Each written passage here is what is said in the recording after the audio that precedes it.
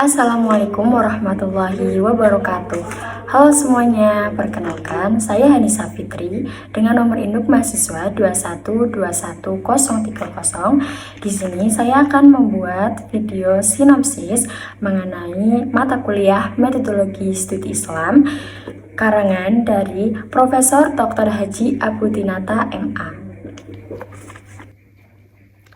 Pengertian agama dari segi bahasa dapat kita ikuti antara lain uraian yang diberikan Harun Nasution. Menurutnya, dalam masyarakat Indonesia, selain dari kata agama, ada juga kata ad-din yang berasal dari bahasa Arab. Nah, agama juga berasal dari Sanskrit, artinya tidak pergi, tidak tetap, dan diwarisi secara turun-temurun. Hal ini menunjukkan salah satu sifat agama, yaitu diwarisi secara turun-temurun dari generasi ke generasi selanjutnya. Ada lagi pendapat yang mengatakan bahwa agama berarti teks suci atau kitab suci, dan agama-agama memang mempunyai kitab-kitab suci tersendiri. Salah satu fungsi agama yaitu sebagai tuntutan bagi kehidupan manusia. Kehadiran agama semakin dituntut agar ikut terlibat secara aktif dalam memecahkan berbagai masalah yang dihadapi oleh umat manusia. Agama tidak boleh hanya sekedar menjadi lambang kesolehan atau berhenti sekedar disampaikan seperti khutbah, melainkan secara konsepsional menunjukkan cara-cara yang paling efektif dalam memecahkan masalah. Menggunakan pendekatan teknologis normatif dilengkapi dengan pemahaman agama yang menggunakan pendekatan lain yang secara operasionalnya dapat memberikan jawaban terhadap masalah-masalah yang timbul. Pendekatan teologis ini erat kaitannya dengan pendekatan normatif, yaitu suatu pendekatan yang memandang agama dari segi ajarannya, yang pokok di dalamnya belum terdapat penalaran pemikiran manusia. Dalam kaitan ini, agama tampil sangat primitif. Seperangkat cirinya yang khas untuk agama Islam, misalnya secara normatif pasti benar, menjunjung nilai-nilai luhur. Untuk bidang sosial, agama tampil menawarkan nilai-nilai kemanusiaan, kebersamaan, tolong-menolong, tenggang rasa. Untuk bidang ekonomi, agama tampil menawarkan keadilan, kebersamaan, kejujuran, dan saling menguntungkan. Untuk bidang pengetahuan, menguasai keterampilan, keahlian, dan sebagainya. Demikian pula kesehatan, lingkungan hidup, kebudayaan, politik, dan sebagainya. Agama tampil sangat ideal dan dibangun berdasarkan dalil-dalil yang terdapat dalam ajaran yang bersangkutan. Sejak kelahirannya belasan abad yang lalu, Islam telah tampil sebagai agama yang memberi perhatian keseimbangan hidup antara dunia dan akhirat, antara hubungan manusia dengan Tuhan, antara hubungan manusia dengan manusia, dan antara urusan ibadah dengan urusan muamalah. Dewasa ini, ilmu sosial tengah mengalami kemandegan atau kemacetan dalam memecahkan berbagai masalah yang dihadapinya. Kita butuh ilmu sosial yang tidak hanya berhenti menjelaskan fenomena sosial, tetapi dapat memecahkan secara memuaskan. Menurut Kunto Wijoyo, kita membutuhkan ilmu sosial profetik, yaitu ilmu sosial yang mampu mengubah fenomena berdasarkan cita-cita etik dan profetik tertentu. Perubahan tersebut didasarkan pada 3 hal, yaitu yang pertama cita-cita kemanusiaan, kedua liberasi, dan ketiga transendensi. Cita-cita profetik tersebut dapat direvisikan dari misi historis Islam sebagaimana terkandung dalam Quran Surat Al-Imran ayat 110. Islam berasal dari bahasa Arab, terambil dari kata salimah yang berarti selamat atau sentosa. Dari asal kata itu dibentuk kata aslama yang artinya memelihara dalam keadaan selamat sentosa, dan berarti pula menyerahkan diri, tunduk, patuh, dan taat disebut sebagai seorang muslim. Nah, orang tersebut juga selanjutnya akan dijamin keselamatannya di dunia dan akhirat.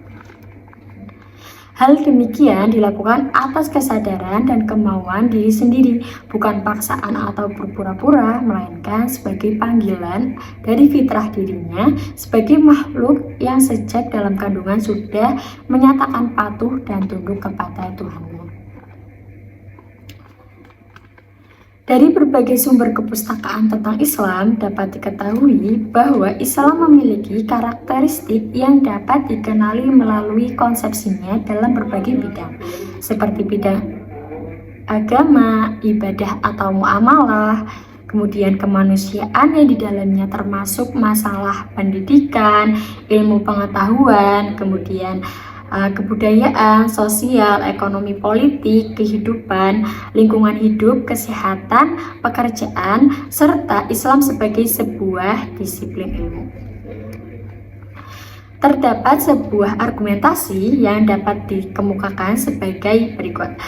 Terdapat sejumlah bahwa menyatakan misi ajaran Islam sebagai pembawa rahmatan lil alamin. Argumen tersebut dapat dikemukakan, yaitu yang pertama, untuk menunjukkan bahwa Islam sebagai pembawa rahmatan lil alamin yang dari pengertian Islam itu tersendiri. Yang kedua, misi ajaran Islam sebagai pembawa rahmat dapat dilihat dari peran yang dimainkan Islam dalam menangani berbagai bentuk problematik yang terjadi, agama, sosial, politik, hukum, pendidikan, kebudayaan, dan sebagainya.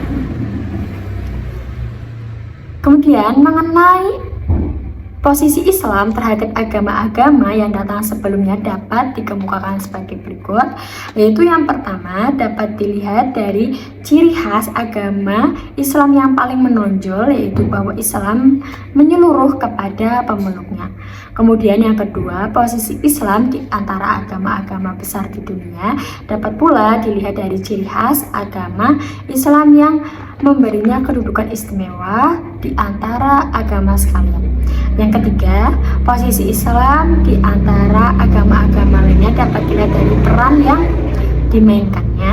Yang keempat, posisi Islam di antara agama-agama lain dapat pula dilihat dari adanya unsur pembaharuan di dalamnya. Yang kelima, posisi Islam terhadap agama-agama lain dapat dilihat dari dua sifat yang dimiliki ajaran Islam, yaitu akomodatif dan persuasif.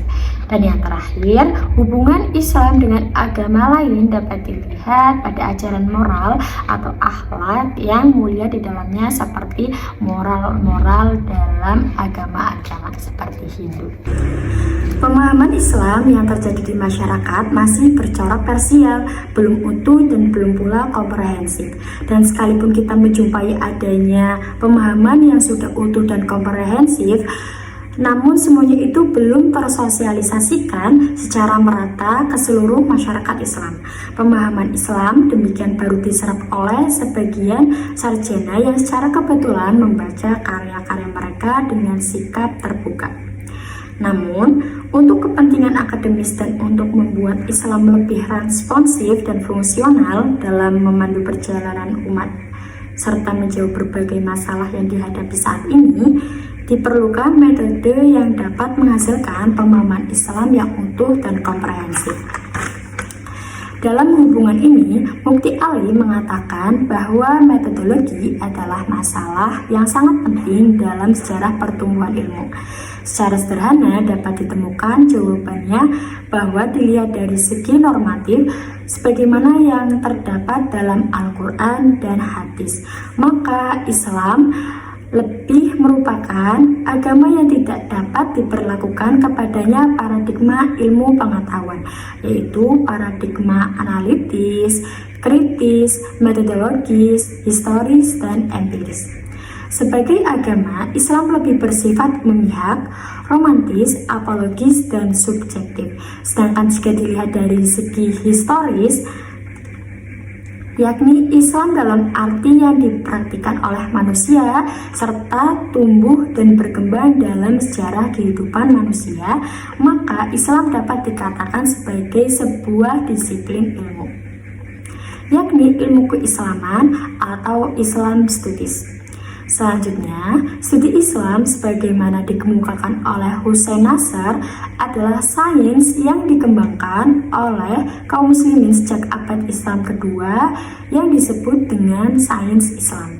Dengan demikian, sains Islam mencakup berbagai pengetahuan modern seperti kedokteran, astronomi, kemudian matematika, fisika, dan sebagainya yang dibangun dengan arah-arah Islami.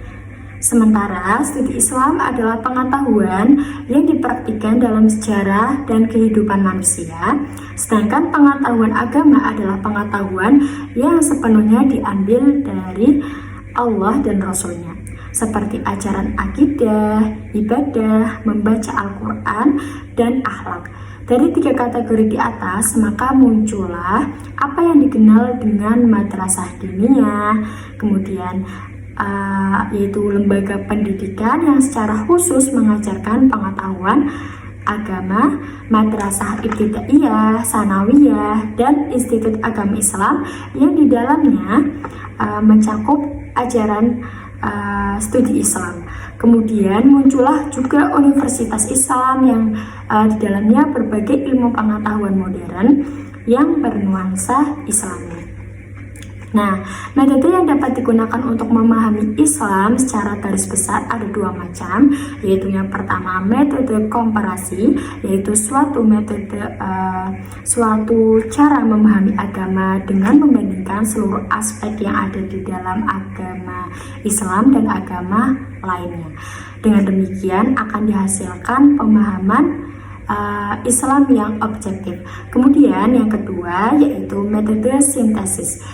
Suatu cara memahami Islam yang memadukan antara metode ilmiah dengan segala cirinya yang rasional, objektif, kritis, dan seterusnya dengan metode teologis normatif. Kemudian, penelitian berasal dari kata teliti yang artinya cermat.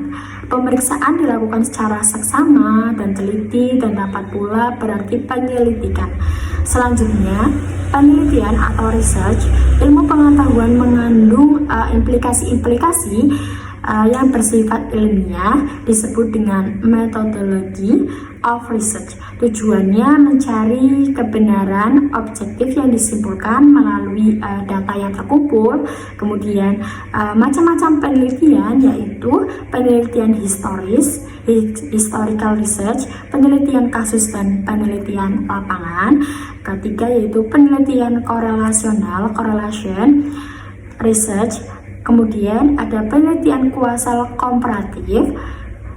Terus ada lagi penelitian eksperimental sungguhan, penelitian tindakan action research, dan grounded research.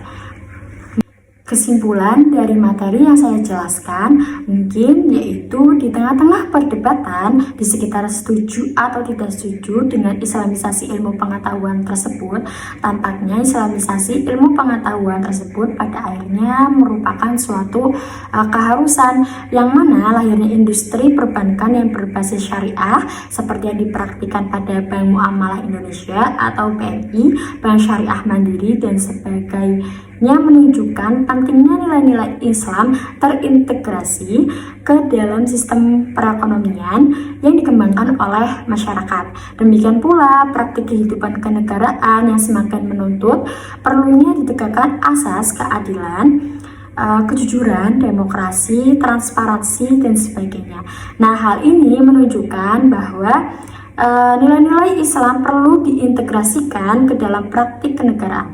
Demikian pula juga muncullah Universitas Islam Negeri UIN yang diajukan pada upaya mengintegrasikan ilmu agama dan umum juga merupakan bukti perlunya program islamisasi ilmu pengetahuan itu dilaksanakan seperti yang terjadi di UIN Kiai Haji Abdurrahman Wahid Pekalongan. Mungkin itu saja materi yang dapat saya sampaikan. Kurang lebihnya saya memohon maaf. Akhirul kalam. Wassalamualaikum warahmatullahi wabarakatuh.